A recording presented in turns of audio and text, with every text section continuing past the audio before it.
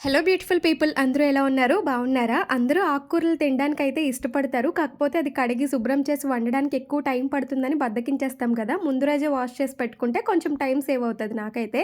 And ఇప్పుడైతే నేను ఆయిల్‌లో ఏం మిస్టేక్ చేశానో ఏమో తెలీదు. కళాయి అయితే కొంచెం తడిగా ఉన్నట్టుంది. మొత్తం ఇలా తుల్లిపోయి పేలిపోయినట్టు అనిపించిందనమాట.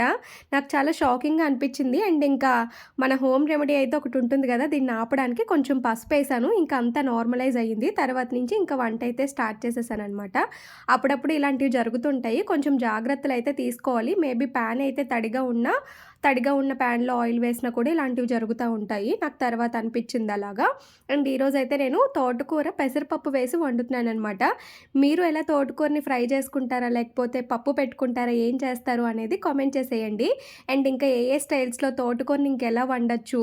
ఇష్టం లేని వాళ్ళకి కూడా తినేలాగా అంటే తోటకూర వడలు చేస్తారు కదా!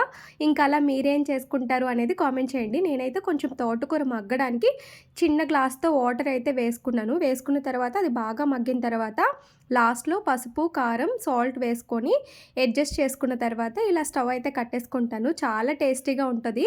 ఇది రైస్‌లో కలుపుకొని తింటా ఉంటే చాలా బావుంటది. అండ్ తోటకూర తినడం అనేది తోటకూరనే కాదు, లీఫీ వెజిటబుల్స్ తినడం ఆరోగ్యానికి చాలా మంచిది. ఓకే, మరి ఉంటాను. వీడియో నచ్చితే సబ్స్క్రైబ్ చేసుకోండి. బాయ్.